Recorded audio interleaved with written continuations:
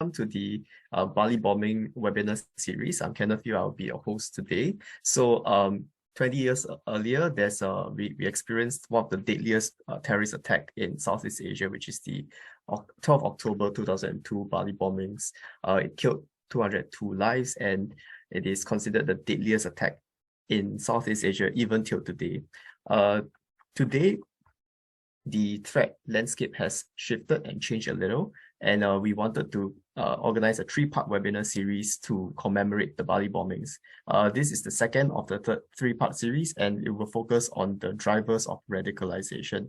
And we're honored to have 2 guest speakers to share with us their thoughts and opinions on this topic. Without further ado, let me introduce our first speaker for today. Mrs. Alissa Wahid is a trained psychologist and known for her advocacy work in democracy, diversity, interreligious cooperation, and women's empowerment in Indonesia. She's also the co-founder of the Gustarian Network Indonesia, which is also known as GNI. It's a nationwide network of grassroots level actors that promotes active citizenry, human rights, and minority rights, and religious moderation. What's most interesting is that Alissa was also named the Fortune's Indonesia Most Powerful Woman in 2022. So without further ado, let us welcome Alissa Wahid, who is our first speaker of the panel, to share with us her thoughts and opinions on the topic. Thank you. Thank you, Kenneth. Good morning, friends, all participants in this session this morning. I consider all of you as friends because I realize that this is a topic that is not really like a popular topic. So only people who are focusing on these issues are going to be in this session. So you're all my friends in this fight against terrorism. And thank you again for RSIS to invite me to share with you our experience in Indonesia and the latest informations probably from Indonesia. And also I'm happy to share this forum with my good friend Amy. So let me just go straight into the presentation. What is asked of me is the topic of the evolution of the drivers of radicalizations about ideology, gender roles, and the online space. I'm going to use this amplification spiral framework as a framework to show the process of the situation in Indonesia. As you can see from this model, violent extremism is at the later end of the process of radicalization. It started with at the very beginning. This is a benign and non-intimidating internalizations of values of exclusivism, in this case religious exclusivism, that will if it's left unchecked, then it will lead to superiority, and when superiority meets with the sentiment of majority versus minority, or what we call in Indonesia majoritarianism, then it will lead to intolerance and discriminations. And then, of course, it will escalate into truth claims and then turn into violent extremism, because nobody is just ujuk-ujuk or suddenly do a violent act of terrors. I will use the framework to as our reference, as my reference to our forum discussion. But as you might probably know, that after Bali bombing, the Indonesian government has launched a massive program called the anti-terrorism program. To date, terrorism attacks in Indonesia has been the massive ones like the one we had in Bali bombing was curbed to a view, and this is partly because of the anti-terrorism state apparatus being able to roll out massive operations to dismantle cells of terrorist network, especially after the transfer of G20 presidency last year. The anti-terrorism detachment, special detachment, and other state apparatus have launched a nationwide crackdowns to minimize the threats of terrors within G20 session. So as you can see, this is some of the news about the dismantling of the network of terrorists in Indonesia, and we do still have terror attacks. At least last month we still have one, but it was comparatively small compared to Bali bombing. Does that leave us to a place where we are happy in Indonesia in regards to terrorism? Of course not. We're still very much vigilant because we know that terrorist attacks can happen anytime, like what we had in 2 years ago in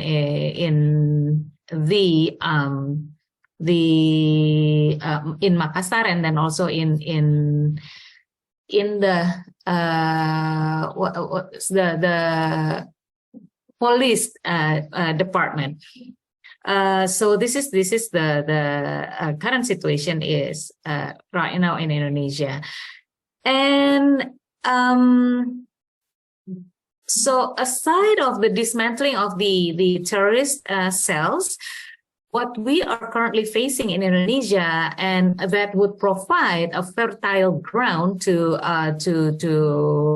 home ground terrorism, is the mainstreaming of religious exclusivism and extremism in Indonesia. So currently, we have a smaller group of extremists that will probably most prone to violent extremism, but we do see a change in the social norms or religious norms practiced by within the public mainstream. We are seeing more and more intolerance and discrimination cases all over Indonesia, and this is something that we really need to pay attention to, because of course we do not want to have to provide these fertile grounds, making it easier for people to escalate into violent extremism. So what I mean by mainstreaming religious exclusivism and extremism, you're probably familiar with cases of non-Muslim worship places being protested or even attacked, or smaller Islamic minority groups being attacked, or the force of wearing hijabs for female students. If it's not with school regulations, then it will be with social intimidation, so on and so forth. And to make matter worse, because in Indonesia, religion plays a major role, the hate spin or the identity politics were exacerbate this mainstreaming religious exclusivism and extremism. And the polarization in Indonesia is, of course, on the ground of religious between religious inclusivism and religious exclusivism. I take this from Professor Shafi'i Anwar. He said that in Indonesia there are two two big mainstreams of religious practices: the substantive inclusive religious practices that actually has been the brand of the Indonesian religiosity from hundreds of years ago, but now it's being challenged by the legal formalistic exclusive religious practices that leads to coming back to the amplification spiral that would lead to more sensitized positioning on violent extremism. So this is what happened.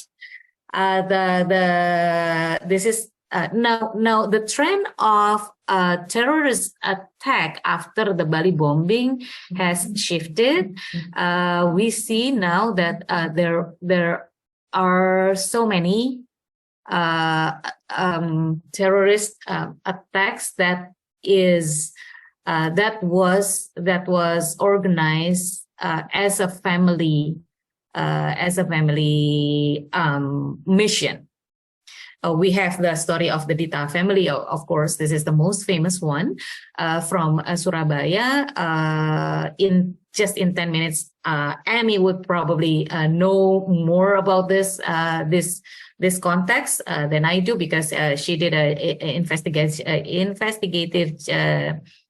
coverage on this.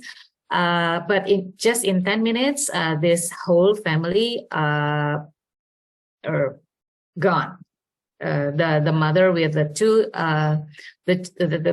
two female children went to one church. The father went to another church, and the two sons went to another church.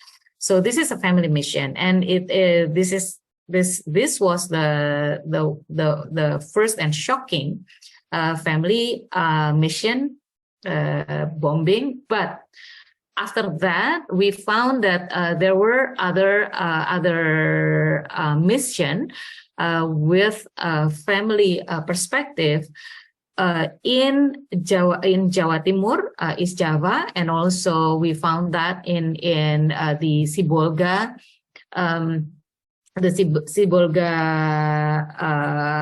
what was it? The Densus 88 was trying to dismantle a cell. The father was caught in Lampung, and then the Densus traced the network into Sumatra Utara, North Sumatra, and then they found out that the wife was part of that network, and she blew herself with her child. And then also we have the Makassar bombing, which was done by a couple, husband and wife.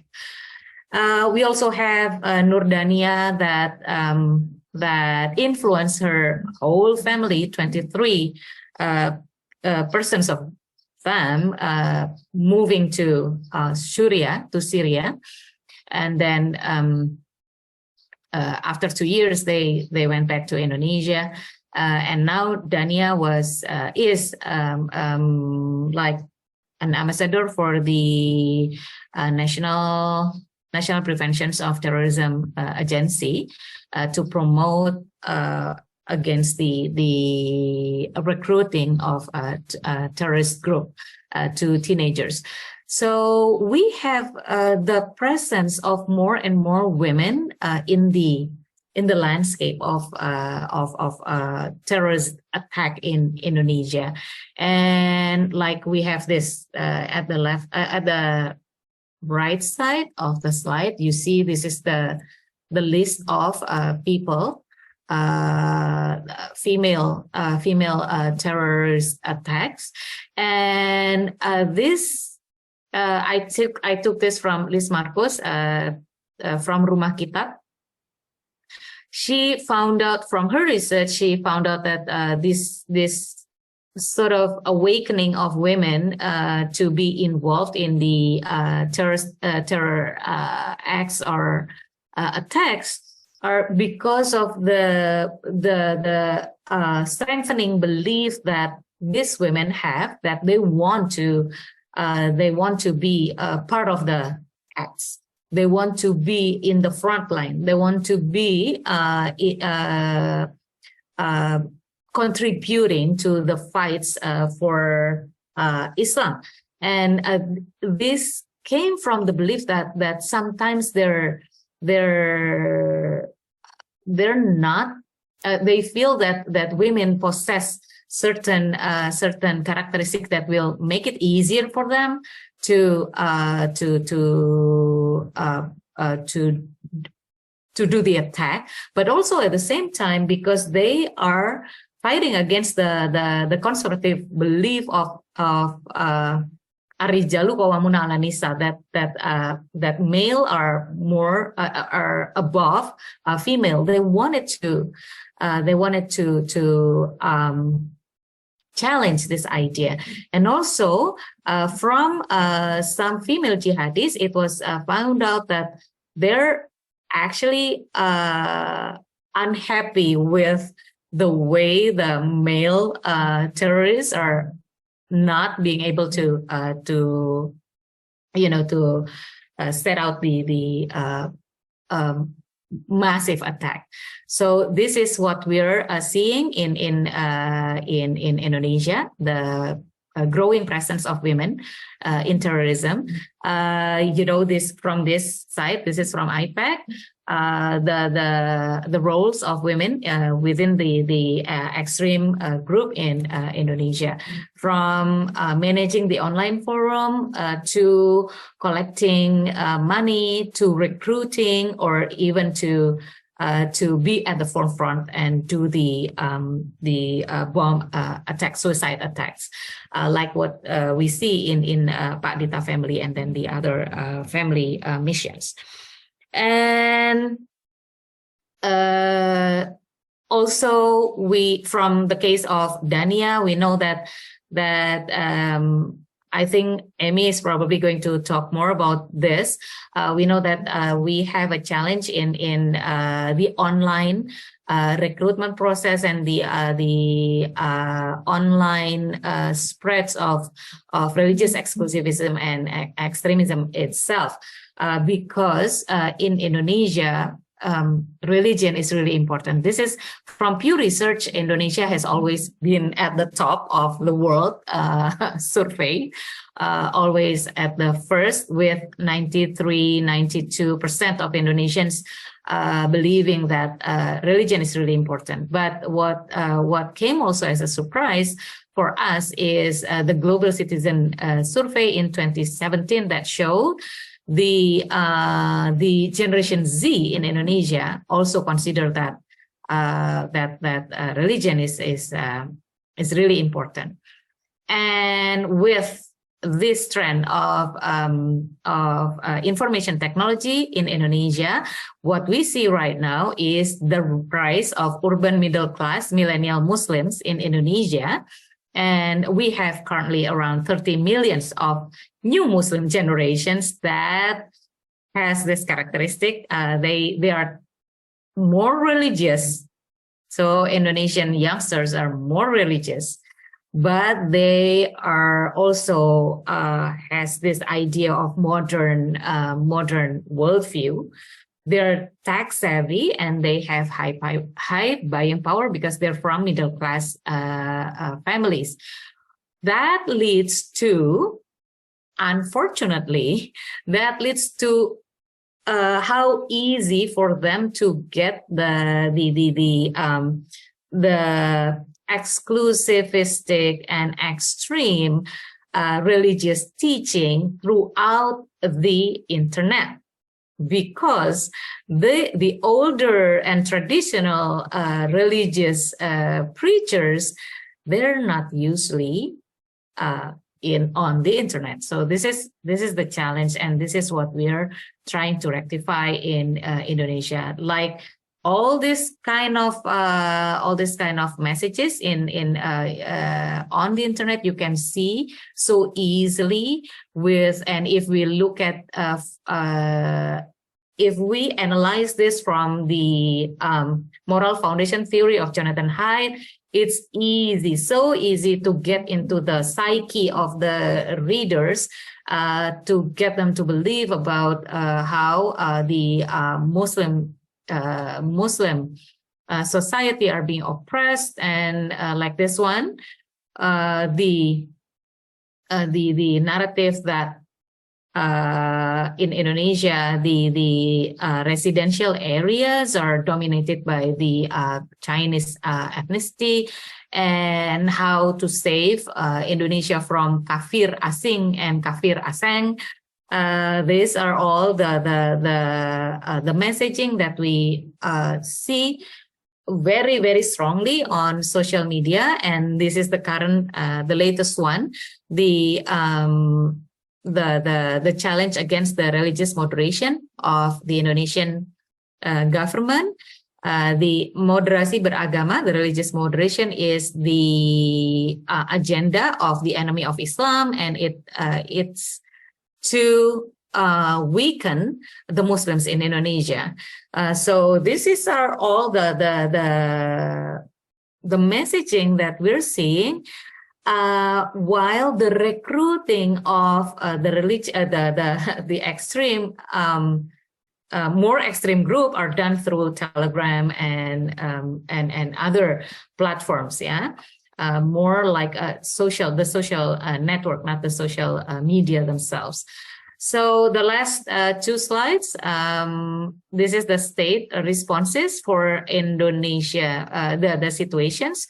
For Indonesia is trying to set up a more comprehensive response to the situation. We're introducing the religious moderation program to challenge, to strengthen inclusivism and to challenge exclusivism. We also have the anti-terrorism programs at the other end of the spectrum, but we are still facing challenges in terms of politics and religiosity, because in populism in Indonesia translate into religious populism. So that is the challenge, and this is just to show you the religious moderation as the what do you call it, the what is hulu in English. I forget that word, but I think you get the point. This is the more benign and non-violent part of the program. And by religious extremism, the state is introducing that religious extremism is religious practices violating human dignity and public welfare, religious practices violating existing law, and violating constitutional principle and civic rights, in hoping to prevent people, Indonesian citizens, to get into the spiral of extremism. So that is, I think, what I can share with you up to now. But of course, we'll be able to dig deeper into the context throughout our discussion later on. Thank you, Kenneth. Back to you. Thank you so much for your comprehensive presentation earlier. I really enjoyed what you shared earlier about the role of gender and the role of the cyberspace, and finally some of the state responses to countering this increasing religious extremism. Next, we will proceed to our second speaker, who is Miss Amy Chu. She's an independent journalist who covers security affairs and international affairs. One of the recent highlights is an exclusive interview with Ukrainian's President Zelensky.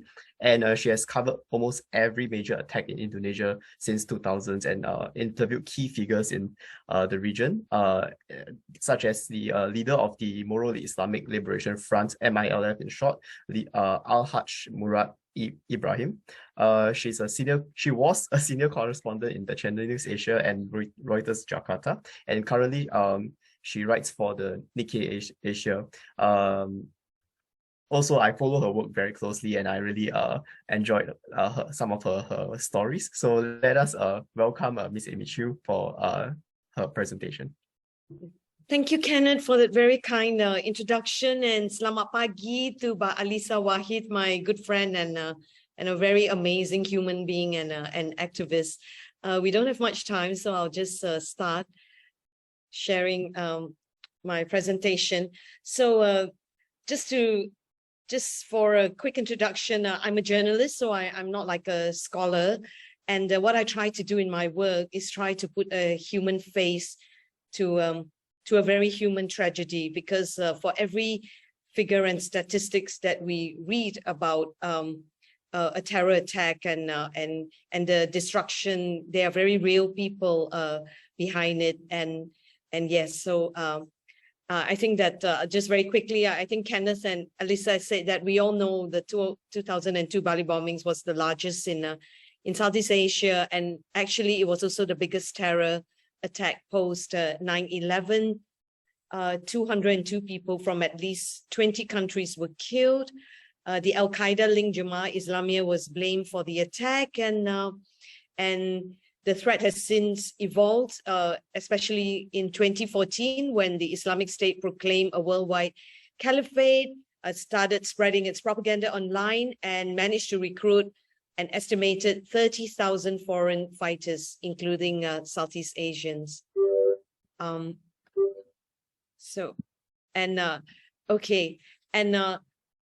have interviewed several youths, Indonesian youths. I wish to thank them for their time and their courage and their intelligence. I've been talking to them since the beginning of this year, and also just last week to update myself. I felt that it was important to ask them what they thought and their own experience with threats.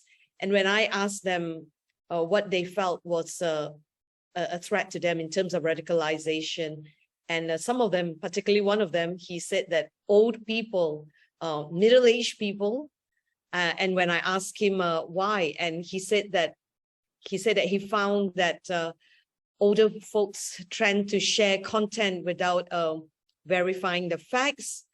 The youths also talk about extremist content popping up during online gaming sessions, as well as social media. And before I go on, I just like to focus on this bit about the older people. They tend to, and why are older people seen as a threat? Because society listened to older people due to the Asian cultural and religious practice, where it's an obligation for younger people to defer to them. And the young people also express concerns that older people who are radicalized can spread extremist messages to their children, their grandchildren, and other members of the family. There is also little that one can do, according to the teenagers, to stop older people, as they do not listen to anyone and are stuck in their ways and thinking. And attempts to reason with them tend to incur their anger. And some of these teenagers believe that there is really nothing much that anyone can do except to limit the damage. And to this end, I would like to highlight the Surabaya bombings of 2018, because I feel that as a journalist, this Surabaya bombing exemplify an example of the power that older folks hold over their children. So, as Alissa pointed out, on May 13, 2018, 3 churches were attacked by suicide bombers. The suicide bombings were carried out by a family of 6, comprising a father, mother, and 4 children aged 9 to 18. The father, Dita Opriato, was a senior member of Jemaah Ansharut Daulah, the largest Indonesian affiliate of ISIS. In less than 90 minutes, Dita and his entire family were killed. Dita effectively turned his entire family into a suicide squad, and his children became helpless victims of his radical views. According to Indonesian police, his children were frequently made to watch videos of violent acts, including beheadings and terrorist attacks in Indonesia and also abroad. All 4 children died as suicide bombers. So I had the opportunity to cover the Surabaya bombings, and being based in Kuala Lumpur, so by the time I made my way there, the bombing was obviously over. And just to share with you my own experience. So when I arrived at Dita's home, I bumped into the neighborhood security guard, and he told me that he saw the son crying before bombings. This was the youngest son. His name is Firman Halim. So the security guard had come to the mosque at 5 a.m. to start because he wanted to pray before he started his morning shift. And and when he went to the mosque, he saw Dita and the 2 boys, and he was praying very close to that family, to Dita's family. He saw the younger boy, Firman Halim, crying inconsolably. He said that he was sobbing, and the father was patting him on the back and telling him, he could hear the father saying very clearly, to be patient and to be sincere. And after the prayers, when they turned around, the boy saw the security guard, and for the first time, he didn't smile at the security guard. The security guard has known him since he was very young and consider him to be his friend. And the security guard was very disturbed with what he heard, and he wanted to say something, but being a polite Indonesian, he stopped himself from saying anything because he didn't want to be accused of interfering in family affairs. But he told me that he felt very, very disturbed hearing and seeing him cry. And more than an hour later, when news of the bombings made the headlines, he told me that he understood why then he was crying. He believed that Firman didn't want to be a suicide bomber. He believed that he also believed that he didn't want to die. And much later, his childhood friend, who shares the same birthday as him, recounted how Firman had told him that he disagreed with ISIS teachings and that it was wrong.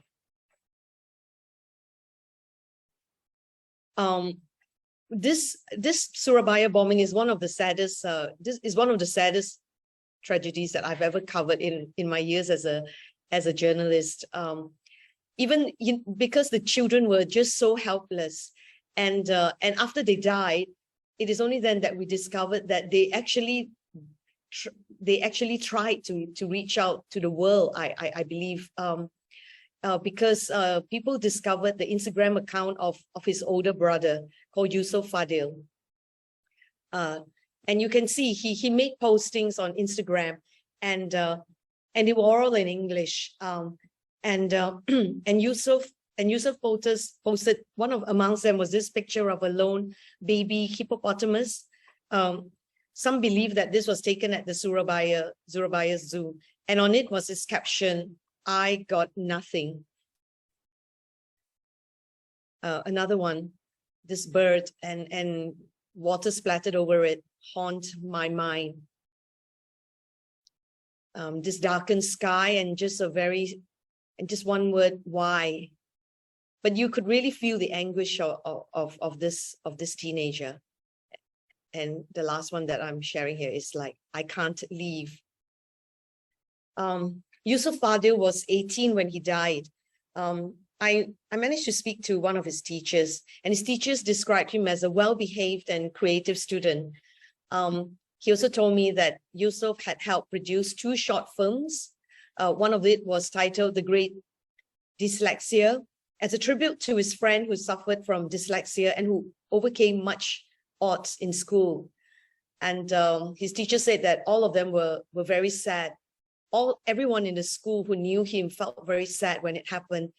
And for them, it was heartbreaking of how he was defined. And he told me that Yusuf is more than just a single event that had happened. He was so much more than a young kid who died as a suicide bomber, because he basically had so much potential that he could have fulfilled and that he could have contributed to society if he had not died. So friends of the two teenage boys described them as very obedient and well-behaved. Filman, the younger boy, his childhood friend told me that he's somebody who would never ever disobey his father. He was totally obedient and loyal to his father. And he also said that Filman was somebody that he strongly believed also didn't want to be a suicide bomber, echoing the words of the security guard who knew him. And from this Surabaya, you could see that the father had absolute control over his entire family. And it also goes back to what the teenagers that I had interviewed this year had told me, how they felt that a radicalized older people like parents, grandparents are a danger to them. In fact, one of the teenagers, when I asked him, who do you think is a danger to you? And he said that older folks, I consider them to be a danger to my life, he said. And I think the Surabaya bombings it exemplifies the threat of radicalized parents and also older folks as described by the teenagers that I have interviewed this year. I think from the Surabaya experience, we see that there is a need for early warning and prevention. And I believe that perhaps governments and also security agencies and also society perhaps could, I don't know, to create awareness and have trainings whereby teachers, friends, neighbors in society can be taught to watch out for signs to show that things are not well with all these young kids. And if only prevention could have been done, I'm very sure they'll still be alive today. As we all can see, Yusuf Fadil had left plenty of clues in his Instagram posts, but hindsight is always 2020. But during that time, nobody was aware. Nobody could see that this was actually an anguish cry. When I talked to his friends and also his teachers, they all told me that he was a very happy, happy teenager. He was very active. He was not somebody who was gloomy, who kept to himself. Yusuf Fadil was somebody who participated fully in all the school activities and was always a very lively and happy young person in the eyes of his friends. But little did so many of us know that he actually hid a very, very terrible secret, which obviously he was asked to keep. And sadly, he never had the chance to fulfill his potential as a creative person. Okay, the next slide here, I would like to talk about the evolving trends. So the teenagers, several teenagers that I've spoken to, and as we all know, in this age of the millennials, they all love to play games. I think almost so many young people play games these days, and they shared with me their experiences while playing games, and they said that extremists seek out random players in the online games, and initially they would make the targeted player like them as a friend, and they would typically say, you are so good at this game, and later on they will get the player to play with them, all these anonymous extremists, over and over again to gain their friendship and their trust. The relationship then moves on to the indoctrination stage, marking a dangerous escalation, because by this point, the gamer boy or girl will trust the recruiter 100%. and they would later arrange to meet the unsuspecting player in real life. And according to the teenagers, the extremists would share with them propaganda like the blood of infidels is halal. It is your duty to carry out jihad to help Muslims who are being attacked. And they recounted how ISIS will produce videos glorifying violence and try to slip it into a session of video games. Young gamers report seeing quite a lot of extremist content on servers for Asia and the Southeast region. And amongst the things that they have spotted while playing games are like TikTok videos. So the extremists will post like TikTok videos of ISIS videos of execution. These videos are edited into short takes to become a 3 or 4 part series like a soap opera. And each take of this video will usually end at a pivotal moment. For example, just before an execution, to draw the readers to click onto the next video until all episodes are viewed. And at the end of the episodes, there is a link to the uncut execution video. And viewers typically are enticed to click on the link. And if viewers ask questions, they tend to get a reply from what the teenagers believe to be an ISIS person. But however, there is also a silver lining. So the teenagers who are regular gamers tell me that they have seen a fall in radical content since COVID-19.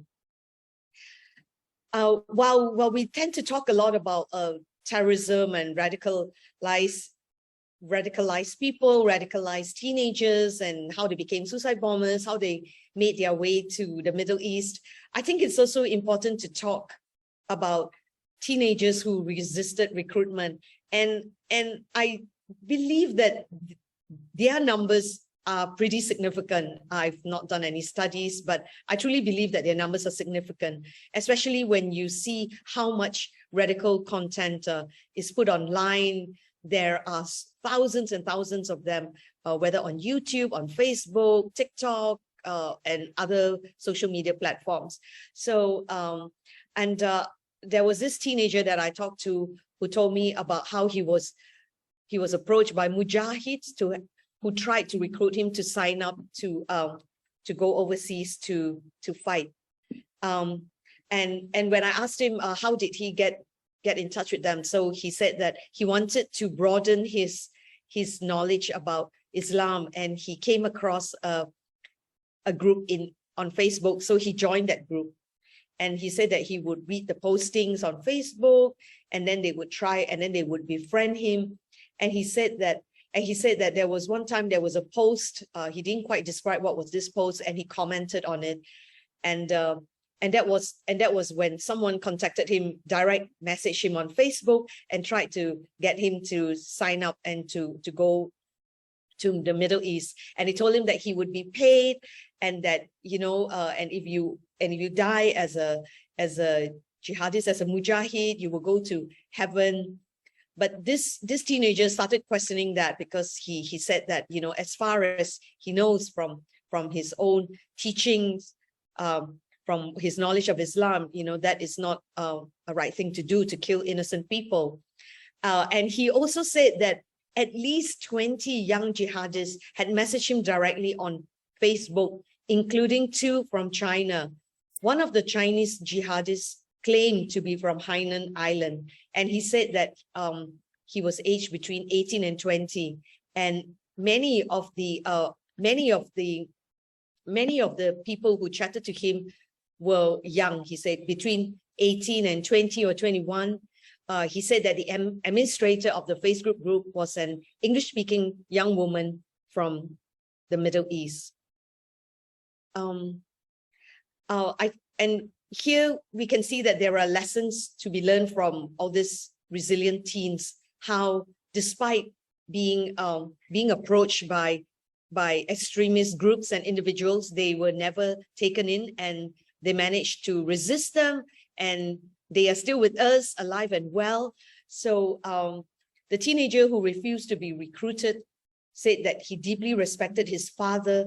And when they tried to recruit him to go to the Middle East, he told them, wait, let me ask my father first. And so he went and told his father everything, and his father was very shocked. And his father told him, to get out of the group, and that whatever they were teaching him that was wrong. He told them that their teachings, their ideology, their methods were wrong. And when I asked him, what is it that make you respect your father? He said that his father is someone who is deeply steeped in the knowledge of Islam. He also said that he had a very close relationship with his father, and he could talk to his father about anything. And he said that no matter how busy his father was, his father always made time to listen to him. And so, therefore, from here you can see that it is very, very important for parents to make time for their children, to listen to them. You know, even when you think that it is not important, but for a young person, whatever is bothering them or whatever that interests them is very important to them. And it is important that you listen to them so that they seek advice from you and not from people outside of the family or extremist people or anyone who comes into their life who may not be wise. Another teenager, when I asked him, this is a young teenager who spends a lot of time playing online games and who has seen, you know, radical content popping up. He recalls a time that when he was very young, in 2009, he was around 9 or 10 years old. And this was just shortly after the twin bombings at the Marriott and the Ritz-Carlton Hotel in Kuningan, Jakarta. He recalled that the police came to his school and came to talk to the students, and the police talk about the dangers of terrorism. And he said that he believed that this greatly helped him and his classmates navigate through their teenage years, where they were exposed to extremist content online and sometimes also in certain mosques. The teenagers said that the police should not wait for just a terror attack to happen and or any other terror-related incident before they come to the schools. He believes that the police should be doing this on a regular basis, as it had greatly helped him and also his classmates in resisting extremism. So with that, I conclude my talk, and if anyone has any question, I'll be very happy to answer them. Thank you. All right, thank you so much for your fantastic presentation. I think for us as analysts, we tend to analyze the events without putting a human face to the attacks. So thank you for putting the human face to the Surabaya bombing. And I would like to direct my first question to Alissa, Wahid. You know, after listening to Amy talking about the Surabaya attack, it seems that radicalization is not a prerequisite to becoming a terrorist. So can you share some thoughts about this and talk us through what do you think about the reluctance to conduct terrorist attack, but yet they still follow through? The Indonesian society is a very much sociocentric society, where, you know, the needs of community is of higher priority than our own set of values or hierarchy of values. And it's really, really strong within the family. So especially in traditional families, it's just unheard of for you to disobey your parents. So the agency that we would easily find in other places of say like Northern America or Europe, you would not find that even in adult members of the family. So if, for example, an elderly parent asks you to do something for an act of violence, you would be inclined to do that out of respect to your to the elderly than to listen to your own values and principles. So that would be the challenge. So the radicalization happened to the parents, but then in the case of Pa Dita and his wife, they really believe, they truly believe that the only way to go to heaven together and to be together in eternity is for them to commit to jihad together. So this is a very extreme belief, but when it meets this hierarchy of values within the family, then it will lead to easier.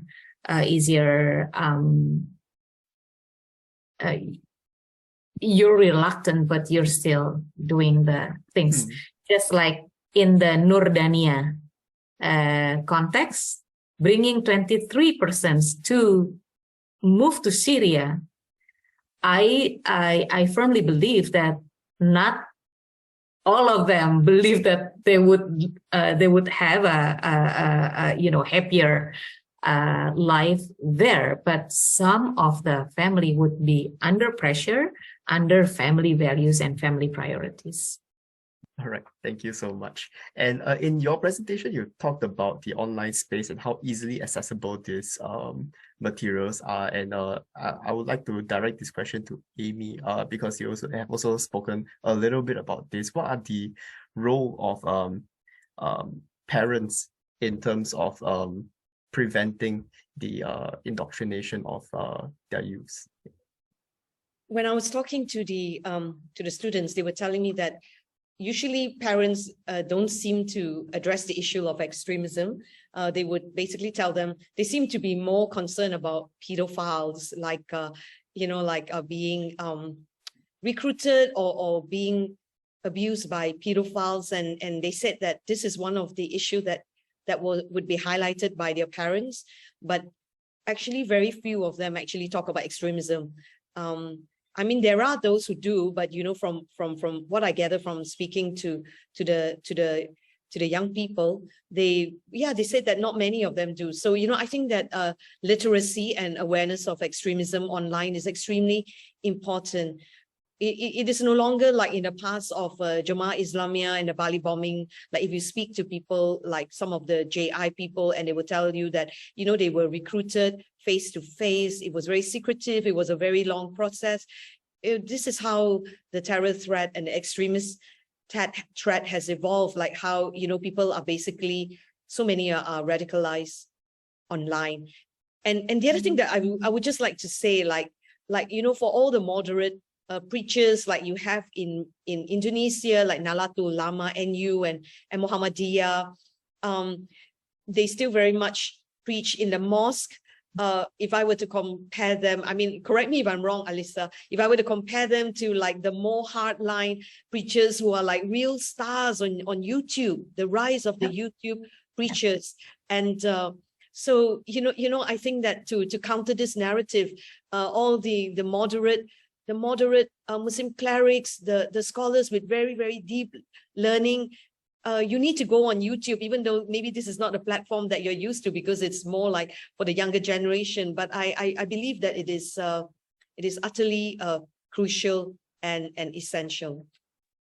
Right. Thank you so much. And it is a very useful segue to the questions in the chat box. So just a reminder to everyone who is online, you can actually share your questions on the chat box. So the first question, which is very related to what Amy talked about, religious moderation and also the proliferation of extremist ideology. I wanted to ask Alissa, what is the impact of Wahhabi ideas from overseas into Indonesia? And also, do you think these ideas shape the exclusive attitude that helps to promote violent extremism?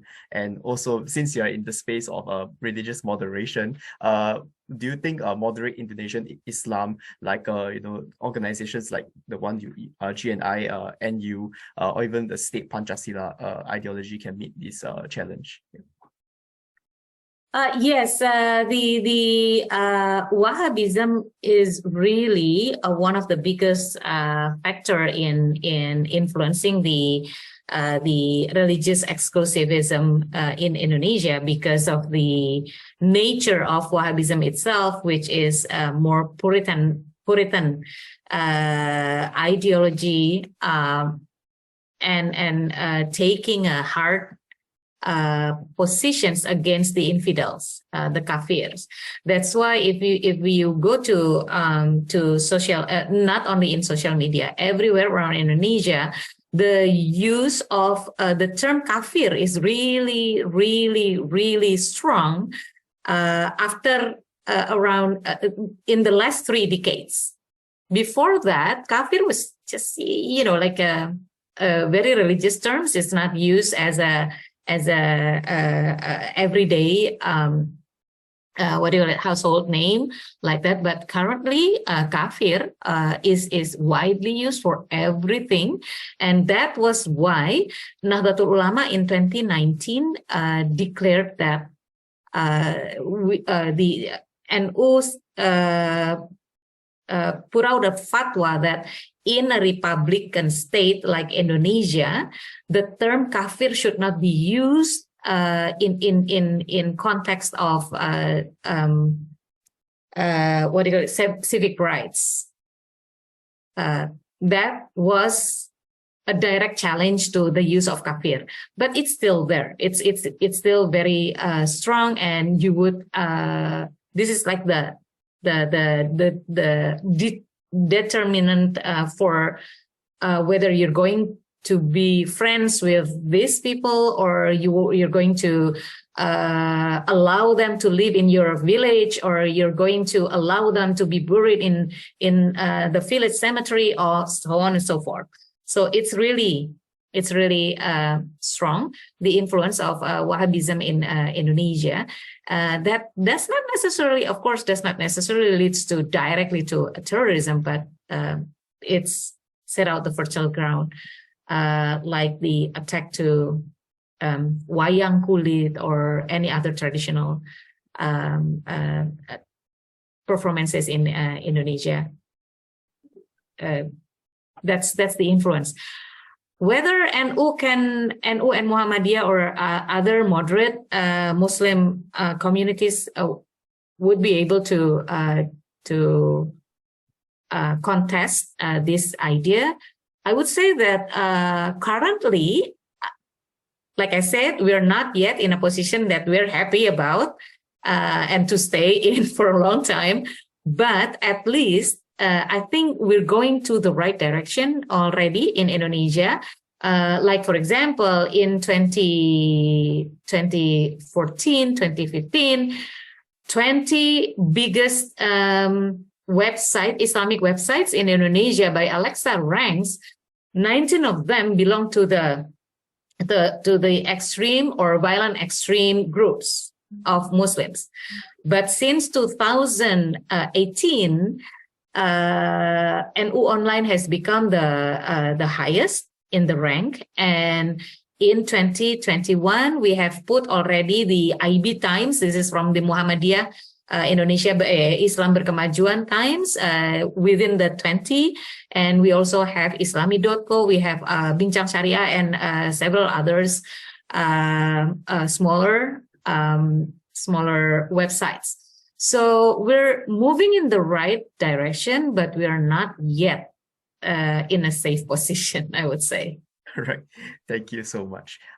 There's a question from the panelists asking about the effect of the pandemic on the proliferation of extremist ideologies, because in overseas, particularly in North America, there's a perception that the pandemic has accelerated or allegedly accelerated extremist content on social media. But in the case of Indonesia, it seems that extremist content declined during the pandemic. So, Amy, do you want to comment on this topic? Well, when I talk to the teenagers, when it's a decline in a sense that, like all this propaganda, but it doesn't mean that it's been latent and they're not doing anything, because I think that I've heard warnings from Indonesian police and also from Malaysian police and also from the UN Security Council counterterrorism report that they believe a lot of recruitment is taking place. That's one. And secondly, also, when you talk to the teenagers, they told me that they also believe that they are also shifting their tactics and that they can see that people are very repulsed by violent acts. It's not really, I mean, maybe sensational, but people are also very put off by violence, and it doesn't really help their cause in recruiting people and in pushing for the agenda of a caliphate. And I think Indonesian police has spoken quite a lot about this, or at least they have brought this up sometime towards the end of December 2021 and also in January, where they talk about how all this, they have arrested many JI members. I have the figure here. Between 2010 and December 2021, the Indonesian police arrested 31 civil servants for involvement in terrorism, and that includes personnel from the military and the police. And according to law enforcement officers, they have been changing their tactics. They're trying to infiltrate state institutions, the governments, the military, the police, because they feel that this is a much more efficient way of taking over Indonesia to turn it into a caliphate. And the teenagers could see it themselves too, and hence maybe less TikTok videos, but the extremism is still there. They will tell you that it is still there, but as it is just a change in, it's just a change in tactics. And also when you prey upon unsuspecting people, the organizations in which they invite you in, I'm very sure it has also evolved. It's just that maybe it has not surfaced yet. In the past, you would go and sign up to be a fighter in the Middle East, and now it could have evolved to something else.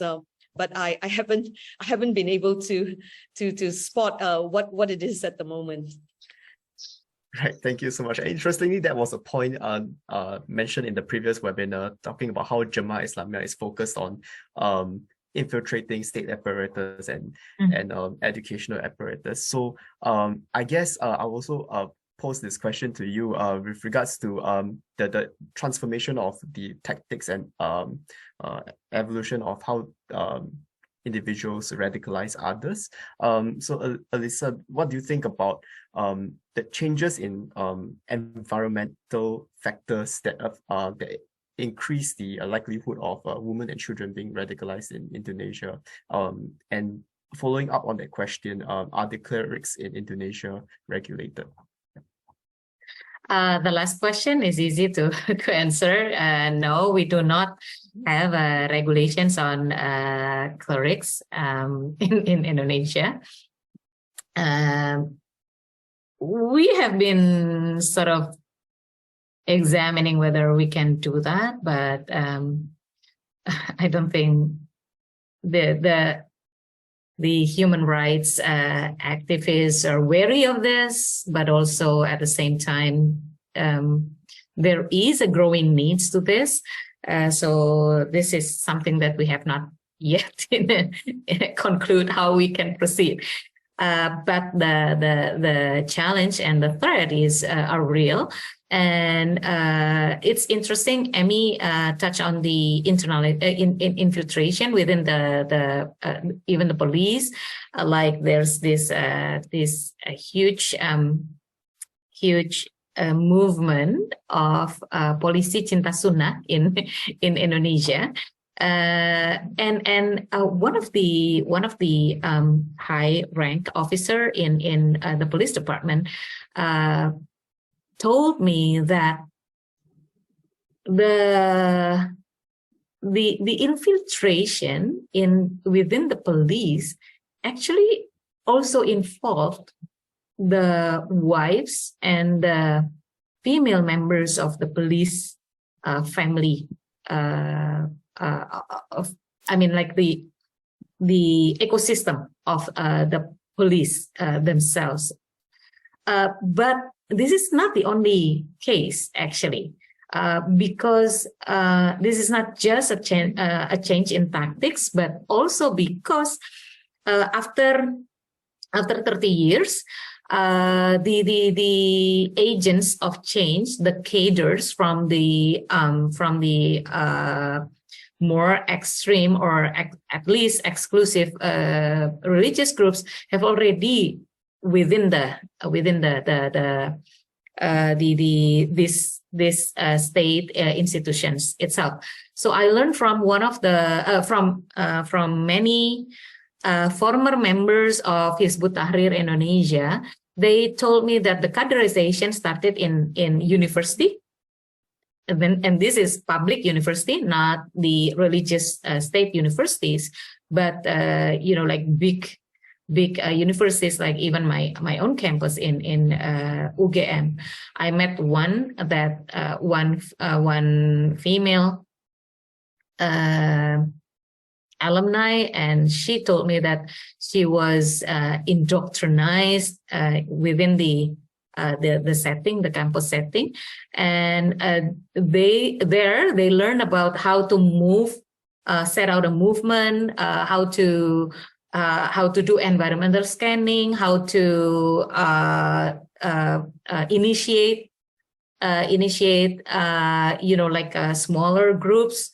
And then later on, when they went into the workforce and, say, for example, got into one state institution and sent to posted in, say, Eastern Indonesia, then they have already trained to be able to, do the environmental scanning and set out what they call the futuh, or the small victories.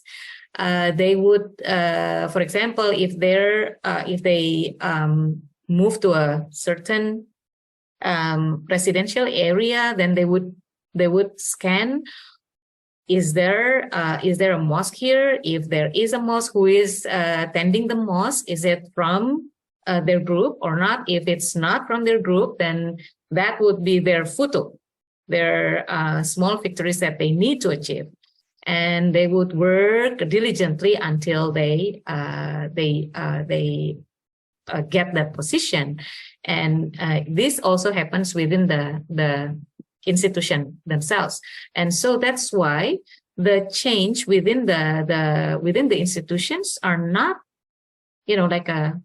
like a shorter period kind of change, but it's gradual.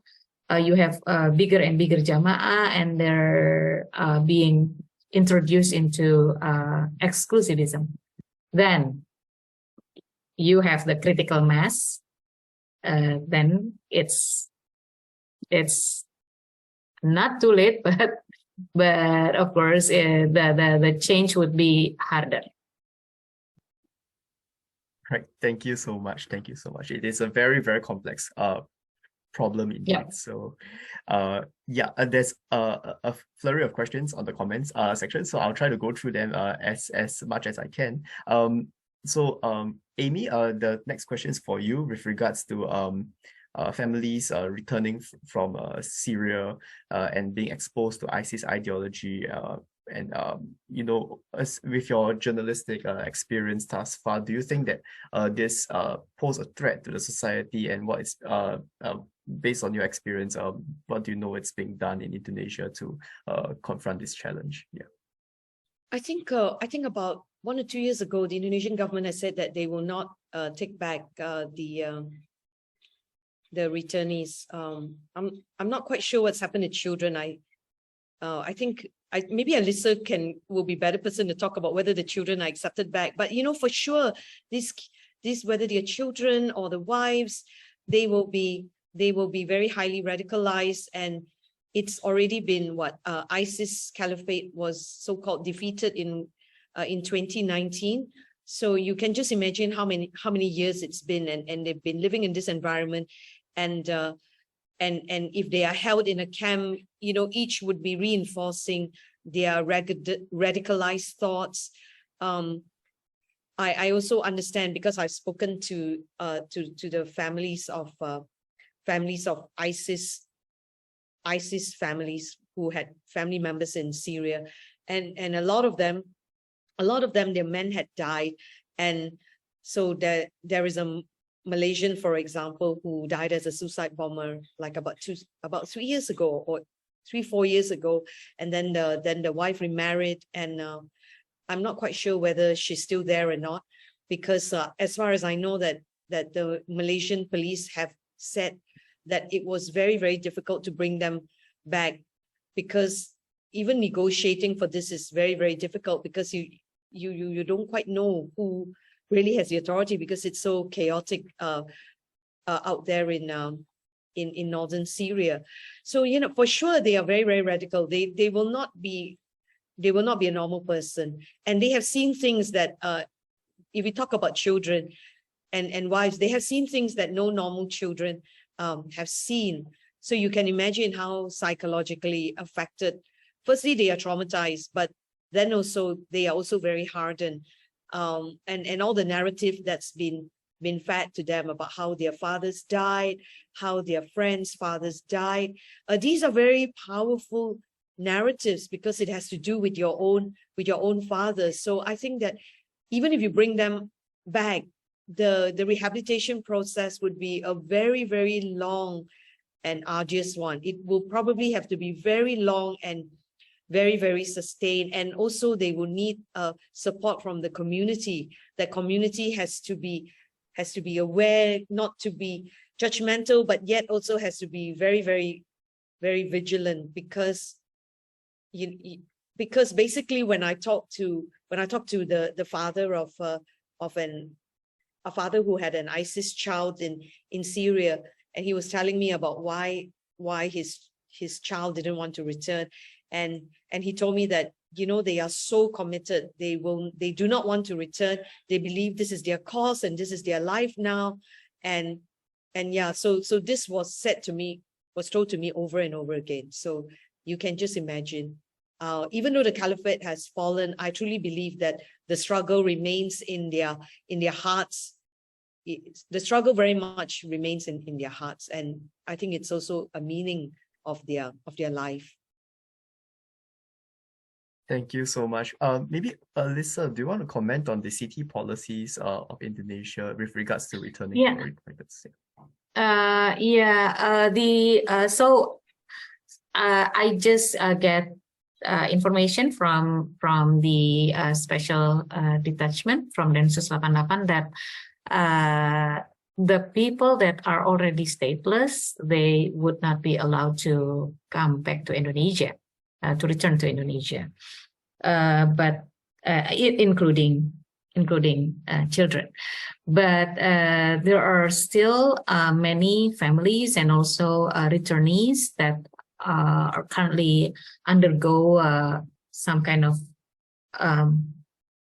de-radicalization in Indonesia. And last year, I was invited to speak with them, doing a family resilience, Islamic family resilience topic, because they want the Densus, of course they want to reintegrate these families back, but also at the same time it won't be easy, because you know, in Indonesia, again, sociocentric society, people know in your village, people know what happened to you.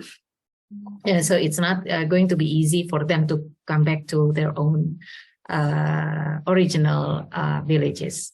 But they do have the counter terrorism and also de-radicalizations camps and programs. Thank you so much. We are almost coming to the end of the webinar series, but let me just cluster a couple of questions, and then both Amy and Alissa could answer them at the same time. These are all the ideological related questions, which is firstly, are there any key radical preachers in Indonesia, or any key radical preachers that Indonesians listen to, or even if they are foreigners?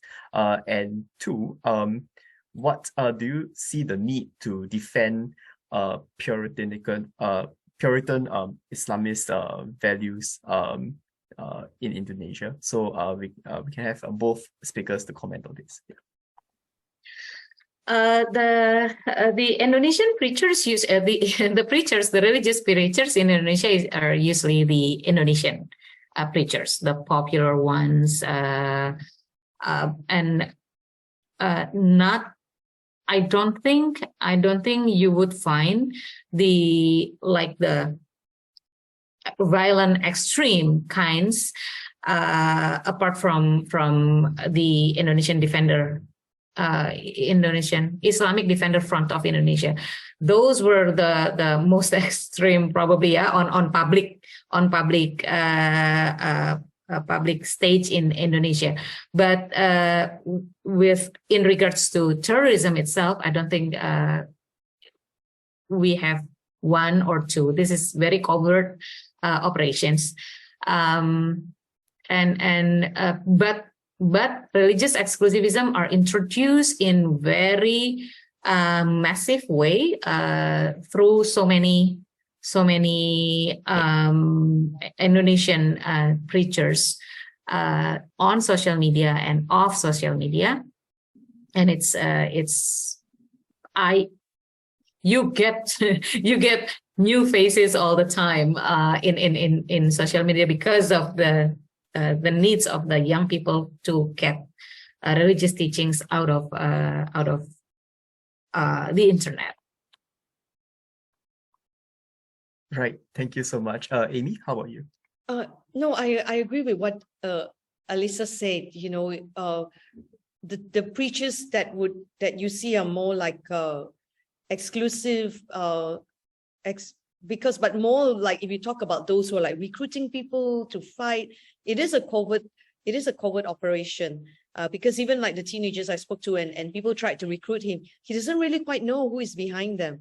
He joins in a Facebook group, and he doesn't really know. I mean, there is an administrator, but he told me that he doesn't think that administrator is the one who is the mastermind behind this group. So it is a covert operation, and I'm quite sure, you know, since it's covert, I'm quite sure that they are still around. It's just that, you know, unfortunately we can't see, you know, who and where they are unless something really bad happens. They literally live and live around society, and I think they're really good at their covert operations. That's all I can say. Yeah. Right. And also the final part of the question is really, do you think Pancasila as a state ideology is sufficient to counter the radical Puritan Islamist ideologies promoted? Yeah, I would say the more good values, whether it is in the framework of Pancasila or religious moderation, would be a good place to start. But the question is not whether it is a good framework or not, but whether we can devise the strategy that we need. Like you know, the Islam Nusantara thing is not getting the traction that we wanted to get, for example. So it's a challenge on how we roll out the nation building through Pancasila as the what the religious people said, Kalimatun Sawa of the Indonesian Muslim society, or even religious moderation. So the question is the strategy, not the framework themselves. Right. We can use whatever framework as long as we get the right strategy, and that is the only reason why I'm jumping into the pool of religious moderation right now in Indonesia, to make sure that we can capitalize this opportunity.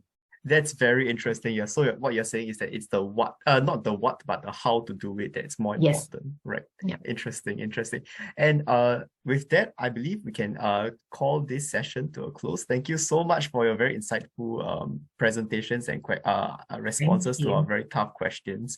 And I would like to direct the participants to the chat box. We have actually organizing this is the second part of the 3-part series of the Bali bombing 20th anniversary, and the third session will be held next week, same time. It's focused on the counterterrorism evolution of counterterrorism practices, and we have invited 3 distinguished guests to talk about the situation in Indonesia, Philippines, and Malaysia. In ICPVTR, we have also developed the Southeast Asia Militant Atlas, and it's a dynamic map that compiles all the terrorist incidents in Southeast Asia, and it's an interactive map that you can actually analyze data with. So we hope that this will be a useful tool for terrorist analysts in Southeast Asia moving forward. And finally, at the end of the session, we will have a feedback form, and I hope all of you could scan the QR code and fill in the feedback form to provide us with your valuable feedback. And with that, thank you so much, Alissa and Amy, for joining us today, and we hope to see you very soon.